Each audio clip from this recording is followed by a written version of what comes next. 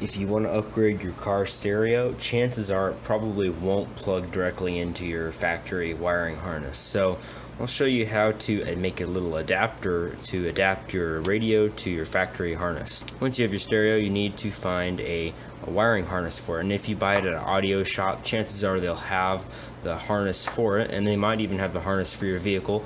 But if you can't find these at a local audio shop, then you should have no trouble finding the needed harness adapters off the internet. So I bought these are like $3.50 each, and this is the harness for the back of this stereo, and then this is the factory harness. You'll also need a pair of wire strippers, you'll need some solder and a soldering iron. You could probably get away with crimping these wires, but I really don't like wire crimps because they work for a while and then they have a tendency to build up a high resistance connection and stop working. So I really always prefer to solder things rather than wire crimp things. So as you can see here, I'm also adding a 12-volt fan on the back of this because the heatsink does get pretty hot when I was doing some testing on this. I'm going to wire this into the power antenna wire, which is also the amp signal wire. On the vehicle side of the harness, there are no wires for these two power antenna wires, so I'm going to go ahead and remove these so they're not in the way. To do that, there's a little tab on the top of the pins right there, and I'll just use this little flat blade screwdriver and push on it, and that lets the pin pop right out. So on to the next thing, to wire these two together.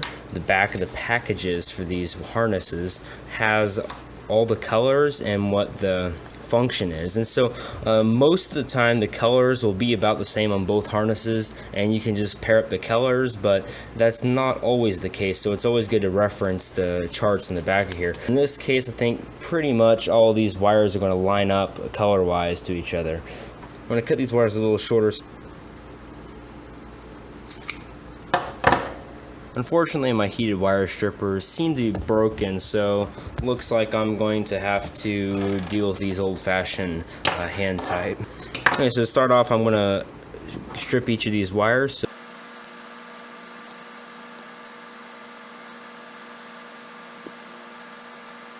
Before we solder the wires together, you got to remember to get the heat shrink tubing out. So put some little pieces.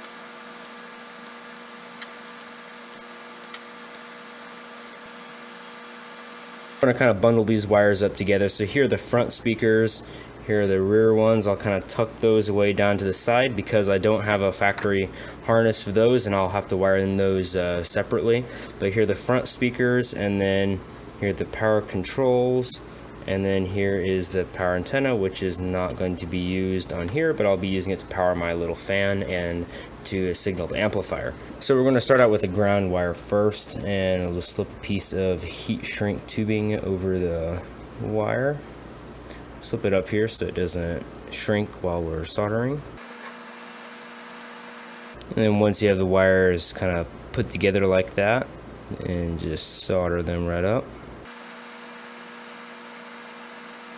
Make sure you get plenty of solder on there and it actually flows and sticks to all the little conductors in there, because sometimes when you solder it'll just kind of cover the outside and not actually flow down. And then we can just slide the heat shrink tubing up and over the solder joint. Now our first wire is connected, so just repeat the same process for all the rest of the wires. Make sure to refer to the charts in the back of your wiring harness. Double check if you're uncertain about some of the wire connections, but in this case all the wires line up in color. If you're interested in electronics and stuff where you might be doing a lot of soldering and you have a crappy soldering iron, I really suggest investing in a good soldering iron because it really makes a huge difference.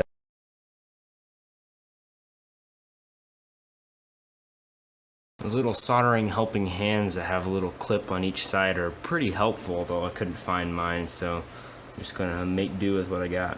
And don't forget the heat shrink. It's no fun once you solder the wires together and then realize that you don't actually have the heat shrink on them.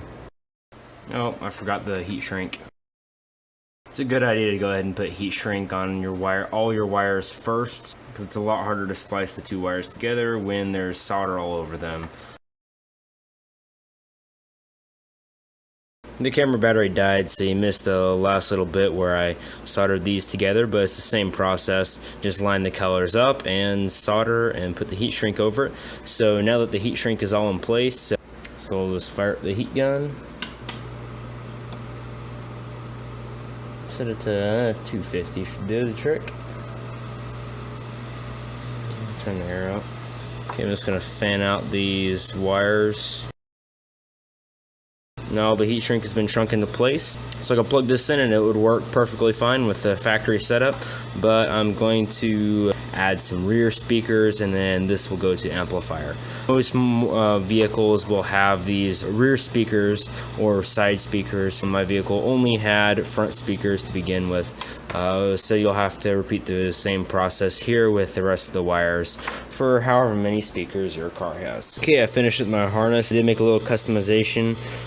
And the ground wire and the power antenna wire, which is also like the amp signal wire, I connected this little clip here for my fan that I added on the back of the amplifier, and then I just have a bigger piece of heat shrink holding the two wires together. And then as you can see here, the other end of the power antenna wire I pulled out of the connector, left the full length, and this I will send on to the amplifier to let it know when I turn this thing on. Of course, you don't have to add these little bits and pieces. We'll put this together.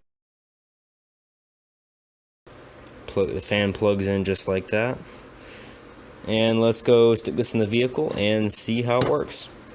Okay, I got the stereo just bolted in there, and then down here we have the car side of the harness, and then we have my adapter piece. So we'll plug this together and give it a try.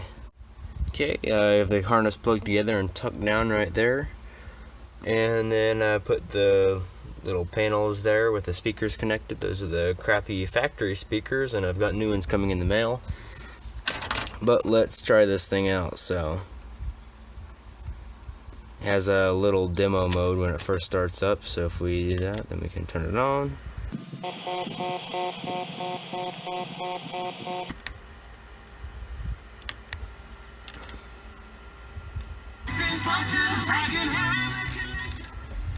Oh, I don't really want to play too much audio because I don't want to get a copyright claim, but well, it works. It turns on, it plays sounds, the speakers work. So that shows you pretty much how to make a little stereo adapter at home. You just got to buy a couple pigtails and then you can solder it up all yourself, and no need to pay someone to do it or buy expensive pre-made ones. So total this cost me about $7 shipped for the parts. And if you have any questions, leave them down in the comments. And as always, thanks for watching. Bye.